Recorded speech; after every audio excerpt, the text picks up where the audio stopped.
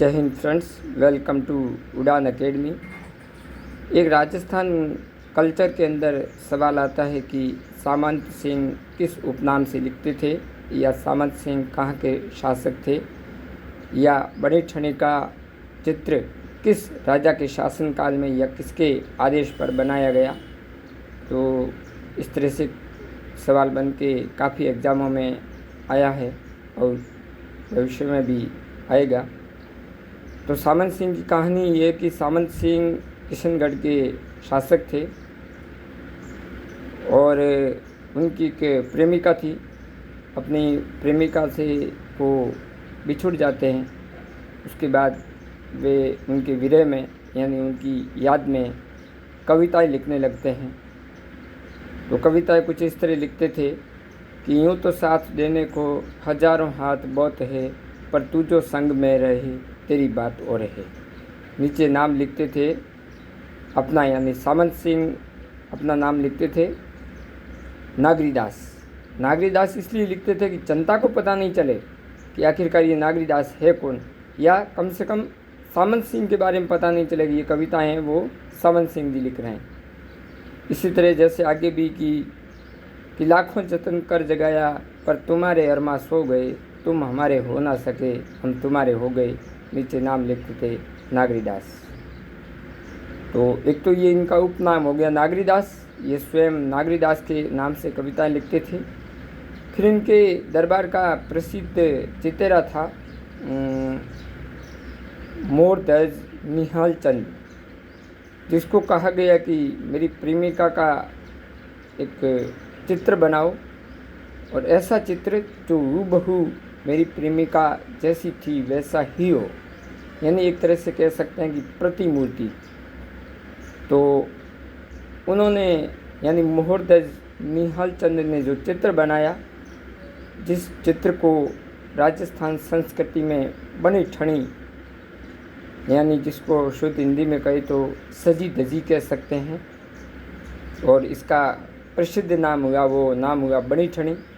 तो जो मोहरध्वज निहाल चंद ने नागरीदास के आदेश सामंत सिंह के आदेश पर जो चित्र बनाया उसको बनी ठनी कहा गया, जो बनी ठनी नाम से चित्र प्रसिद्ध हुआ।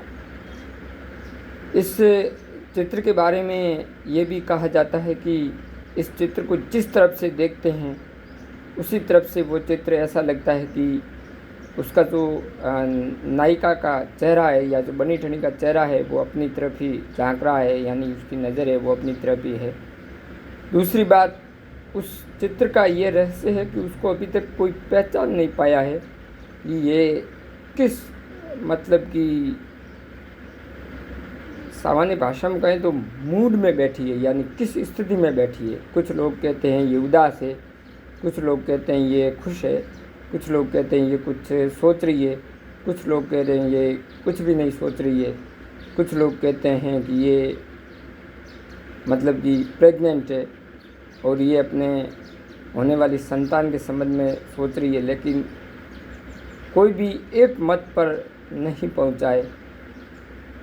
बनी ठनी पर 1971 में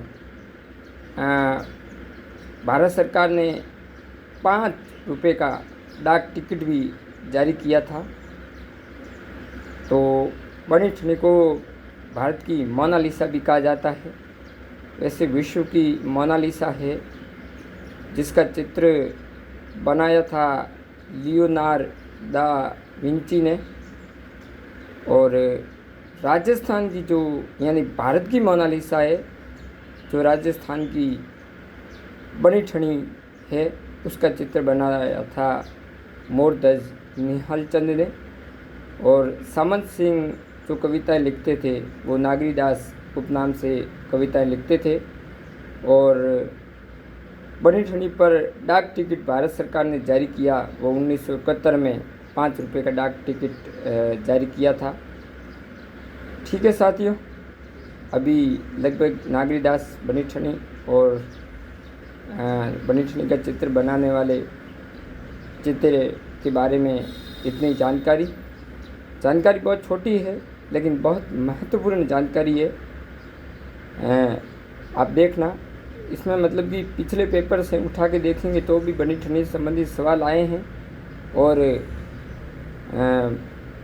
जब मैंने BSTC का एग्ज़ाम दिया था 2018 के अंदर, तो ये सवाल मेरे भी आया था कि सामंत सिंह किस उपनाम से कविताएं लिखते थे। तो हालांकि ये सवाल मैं उस समय सही करके आया था। मेरे को इस सवाल की उम्मीद नहीं थी कि मेरा सवाल सही होगा, लेकिन वो किसी ने पढ़ा रखा था, मतलब मैंने पढ़ा था तो उनका वो याद रह गया और उनकी पंक्तियाँ याद रहेगी। पंक्तियों से मुझे ये याद आ गया वो नागरीदास उपनाम से कविताएं लिखते थे। तो इसमें फ्यूचर में भी इस टॉपिक से संबंधित सवाल आएंगे। ठीक है, इसी वीडियो में इतना ही। मिलते हैं कभी दूसरे नेक्स्ट वीडियो में, तब तक के लिए नमस्कार।